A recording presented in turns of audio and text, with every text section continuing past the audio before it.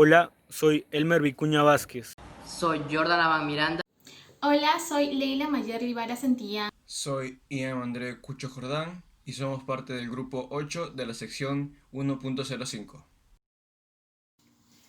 El día de hoy vamos a hacer un experimento para calcular el coeficiente de rozamiento cinético y el coeficiente de rozamiento estático máximo entre dos superficies. Para eso vamos a necesitar instrumentos de medición.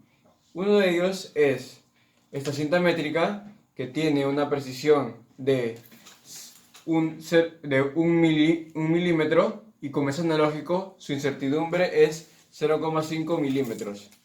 También tenemos para medir tiempo dos cronómetros. El primero sería este, que tiene como precisión 0,01 segundos y como es digital, su incertidumbre sería también 0,01 segundos.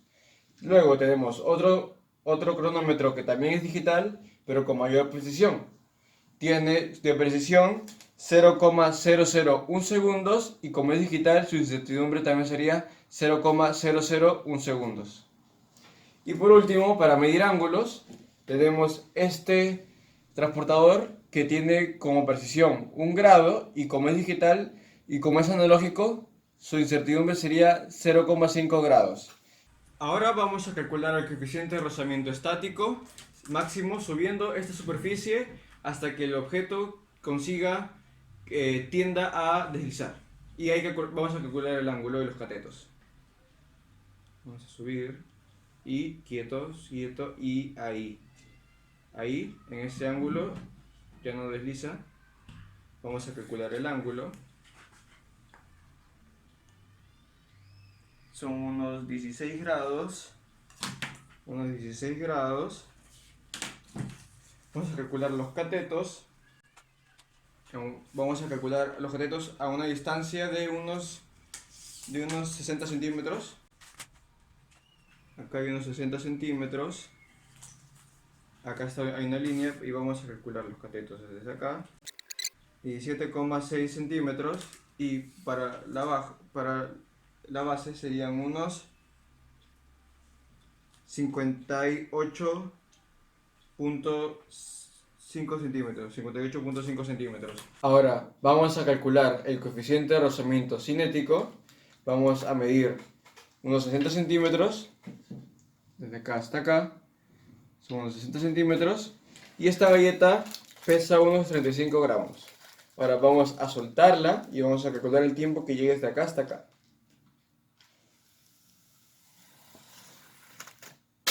Son unos 2,81 segundos y vamos a calcular el ángulo, unos 20 grados, lo siento, mi error, y vamos a calcular los catetos también. 20 centímetros de altura y la base unos 55 centímetros y medio. Ahora, vamos a usar los mismos datos que hemos obtenido, pero vamos a cambiar un instrumento. En este caso va a ser ahora un nuevo cronómetro con más precisión. Vamos a soltarlo y vamos a calcular el nuevo tiempo. Sería unos 2,505 segundos. Vamos a repetir estos experimentos para conseguir nuevos datos y mejor precisión. Según la tabla de coeficiente de rozamiento estático máximo, en el video obtuvimos los valores de la primera fila. Luego los demás valores lo obtuvimos fuera de cámara. Para calcular el promedio, la desviación estándar, la incertidumbre estándar, para finalmente calcular la incertidumbre total y obtener los catetos con valores redondeados, los cuales serían 18,5 centímetros más menos 0,5 centímetros. Y el otro cateto sería 57,6 centímetros más menos 0,4 centímetros. Bueno, la otra tabla de coeficiente de rozamiento cinético. En el video obtuvimos los valores de la primera fila. Luego, detrás de cámaras, calculamos los demás valores para calcular el promedio, desviación estándar y la incertidumbre estándar, para finalmente calcular la incertidumbre total. Luego de hacer todo ese procedimiento, logramos los valores redondeados a las cifras significativas, los cuales el tiempo 1 sería 2.50 segundos más menos 0.12 segundos. El tiempo 2, 2.52 segundos más menos 0.06 segundos. El cateto 1, 19.7 centímetros más menos 0.2 centímetros. El cateto 2, 55.95 centímetros más menos 0.2 centímetros. Y la longitud, que sería 60 centímetros más menos 0.0 centímetros. Ahora con los valores ya hallados, responderemos la primera pregunta que dice, ¿cómo se puede obtener el coeficiente de rozamiento estático máximo haciendo la menor cantidad de mediciones posibles? Pues sabemos que según la segunda ley de Newton, la fuerza neta es igual a la aceleración por la masa.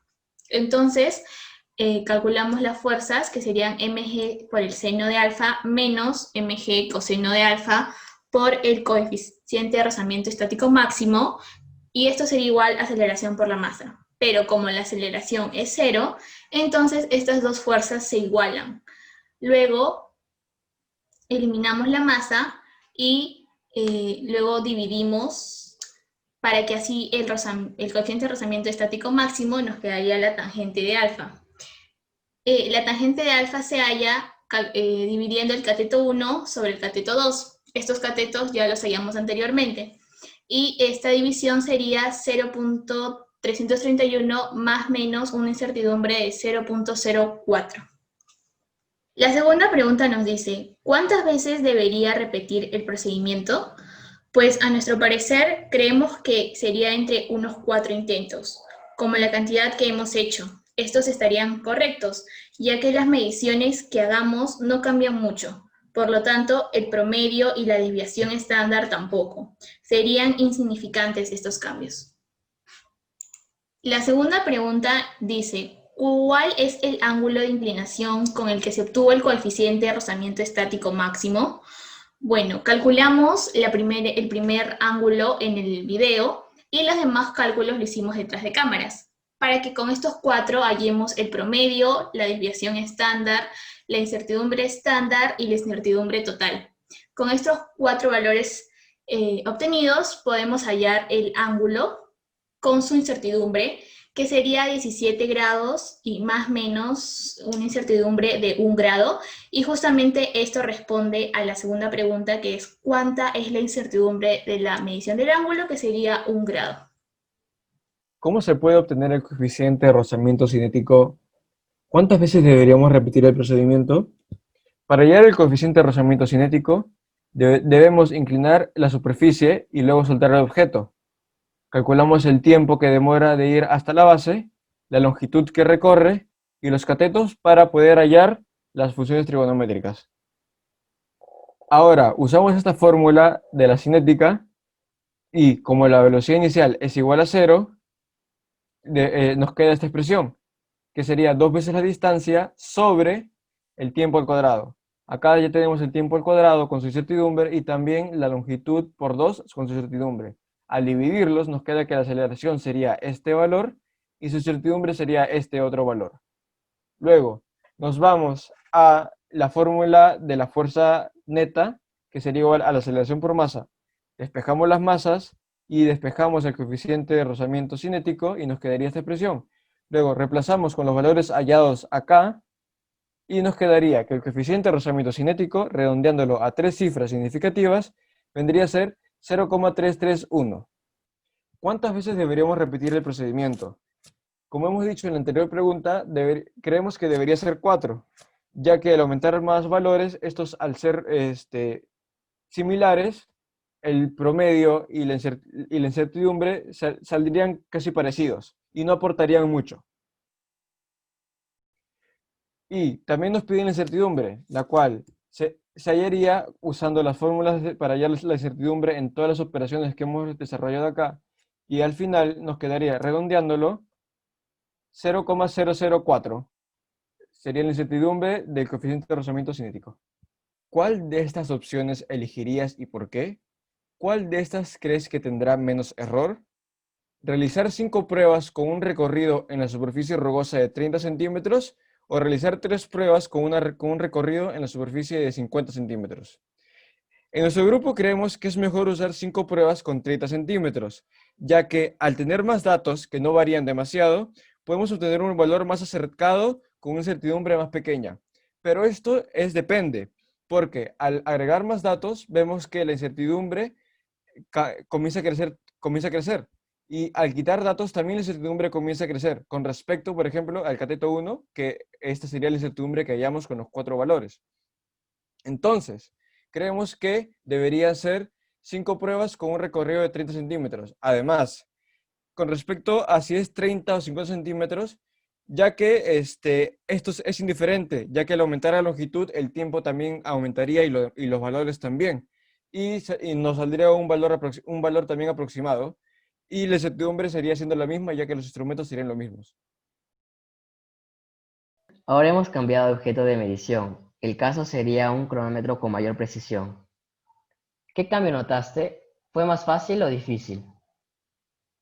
Al ser un cronómetro de la misma clase, o sea digital, la dificultad sería la misma, la cual vendría a ser detener el reloj en el momento exacto en que el objeto llega a la meta. ¿Qué precisión tienen los nuevos instrumentos usados? Este instrumento tiene una precisión de 0.001 segundos y su incertidumbre al ser digital vendría a ser la misma, o sea 0.001 segundos. ¿Cuál es el error relativo con respecto al coeficiente cinético en el cuestionario anterior? Bueno, para hallarle el error relativo, aplicamos la fórmula que es incertidumbre total entre valor por 100%. El coeficiente que sacamos en el primer cronómetro es esta cantidad y su incertidumbre es la otra cantidad, obteniendo así un error relativo porcentual de 1,197%. Bueno, el coeficiente que sacamos en el segundo cronómetro, que es más preciso, es esta cantidad y su incertidumbre es esta cantidad. Y su error relativo porcentual es 1,075%. En conclusión, el error relativo porcentual en el primer cronómetro es mayor al error relativo porcentual del segundo cronómetro. ¿De qué depende el valor del coeficiente de rozamiento cinético? ¿Qué otras propiedades o factores se involucran? ¿Cómo? Aunque vemos que en la fórmula parece depender de la aceleración y el ángulo, la verdad es que al subir el ángulo la aceleración también aumentaría, la cual no haría ningún cambio. El coeficiente de rozamiento cinético en sí solo depende de las superficies que se deslizan entre sí. La siguiente pregunta es, ¿la fricción siempre realiza trabajo negativo? Y la respuesta es que no. Los 3 ejemplos que estamos mostrando son, en el primer caso, cuando 2 objetos deslizan juntos. El objeto de arriba, para que se mueva, se debe a la fricción que existe entre ambos objetos. Y esta fricción va a favor del movimiento, por lo que su trabajo sería positivo. En el segundo caso, si bien cuando el cilindro rota hacia arriba en la superficie, el trabajo de la fricción en el movimiento de rotación es negativo, pero esta a su vez realiza trabajo positivo en el movimiento de traslación. Y en el último caso, que es cuando caminamos, si bien la fuerza de fricción aplicada al zapato es a favor del movimiento, por lo cual su trabajo sería positivo. En conclusión, este experimento nos sirvió para poder implementar los conocimientos aprendidos en teoría, como sería la fórmula de la fuerza neta y la ecuación para hallar el desplazamiento, y los conocimientos del laboratorio. Por ejemplo, al medir valores como longitud, tiempo, ángulos con su respectiva incertidumbre y al operar valores con incertidumbre. Ahora, con respecto a nuestros resultados, estos no corroboran la teoría, porque esta dice que el coeficiente de rozamiento estático máximo es mayor que el coeficiente de rozamiento cinético, pero en nuestro caso esto es al revés. Esto pensamos se debe porque a veces el objeto comenzaba a rotar un poco. Usamos una galleta la cual podía romperse en migajas y destruir su masa de forma dispersa. Algún fallo de nuestra parte en la medición de los valores o un error aleatorio.